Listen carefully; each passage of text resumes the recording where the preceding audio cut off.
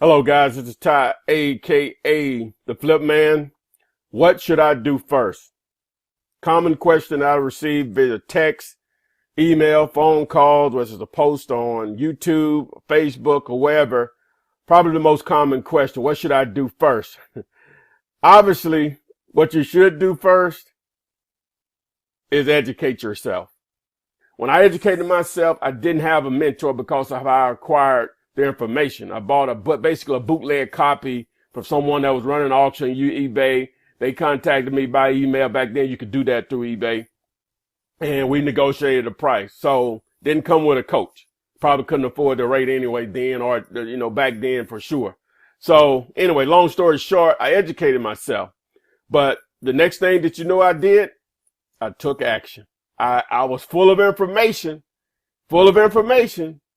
and didn't know what the hell I was about to do because and excuse my language if I'm offended by when I'm using that word, but hey, I don't think it's a cuss word. But anyway, I took action even though I was on information overload because the information that the course that I purchased was actually about 4 or 5 courses into one. And I went from not knowing anything about real estate to the point where I knew several ways to make money with no money down. But I was on information overload and I was still afraid. After you've educated yourself, then, as I said, you're going to want to take action.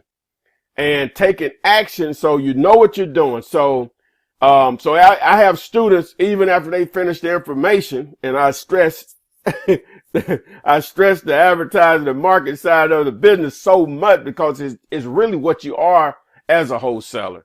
Even though your term is used as wholesaler, which is a form of investing, you're really a marketer. You're really an advertiser. It's like you're having an advertising firm because your daily job is to get up and let people know you exist. All right. So how I mean to take action. Now, some people don't have a budget. They don't have a budget to start with. So you're going to have to go about it a couple of ways. Either you're going to have to target, this is what I suggest. A lot of ways to do this, but this is what I suggest. You're going to have to target landlords and playing the number that they're tired of the landlord business, dealing with people not paying them, repairing houses that people have torn up. You're going to target those. This is someone not a budget to work with. Or you're going to also just drive for dollars. That just costs you gas money and time, and target for sale by owners. You really want to target things that are not online because even though you can do deals, when I say for sale by owner online, you can do deals there, but it's going to take a special type of buyer that doesn't care that you pull something offline that he could have pulled offline. All right. Now you'll have a lot of sellers that may be a little not internet savvy. They'll advertise their property only by sticking a sign in the yard that's for sale by owner. That's a difficult way to do it, but possible. Takes a lot of patience. You only need one deal to be able to start to advertise to get your phone ringing, which is what I always suggest. So it's going to take a lot of patience to do it that way by targeting for sale.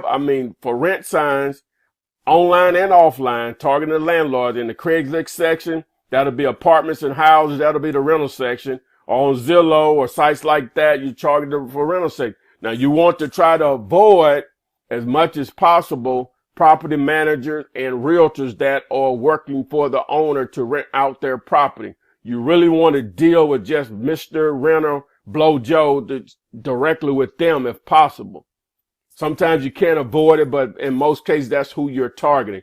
Again, that's a very difficult way to do it. It takes a lot of patience. You need to just set yourself a daily goal or a weekly goal. Say, hey, I'm going to talk to X amount of for sale by owners or X amount of landlords per day, and just set that goal. And just a snowball effect will take over and if you take that actual option.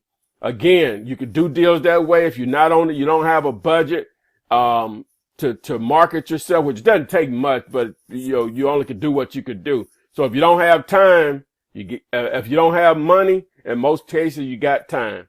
If you don't have money, in most cases, you have time. So a lot of people say, well, I don't have time. Blah. Well, stop watching your favorite show on TV, and that probably free up the time that you need to do pretty much anything, especially educating yourself. All right. Assuming that you do have the money to budget. Now, obviously, you know I'm a big bandit sign guy. You don't have to do bandit signs, but I can tell you right now, nothing works better. I've done radio, billboards, TV, obviously the internet, direct mail, and nothing works better than if you have an effective bandit sign campaign. Again, you don't have to do it that way. Know tons of people that run their entire business off of direct mail. Direct mail is more expensive than bandit signs, but you have to be consistent no matter what you're doing. Whether you're doing a combination of bandit signs and direct mail together or just one by themselves, you have to be consistent based on the budget that you have available to do it with. All right. So assuming that you have the budget to start, or you're trying to take the free approach. One of the fraud questions people say, well, do I need a buyer's list first, or do I need to target sellers? Both work. But the way I was taught it and the way I teach it is sellers. It's sellers because that's the most difficult part of it. Buyers are easy if you have something that they want, which is money, because you've negotiated a great deal with tons of equity. So I recommend spending the majority of your time with sellers. It's not hard to give away money because if you have an attractive deal, buyers will come out of the woodwork if the deal fits the area and obviously the condition of that particular property. So what should I do first? First, you educate yourself. After you educate yourself, no matter what source that you use, you then take action, whether that's free or you're going to market and advertise yourself. And then who should you target first? I say target sellers because that's the harder part. So that's where all your efforts should go, because if you find a deal, it's not difficult to get a buyer to take that off your hand. And that's also the same way that you can also build a buyer's list. So again, there you go. Educate yourself, take action, whether it's free or through advertising and marketing. Start with sellers, the buyers will come.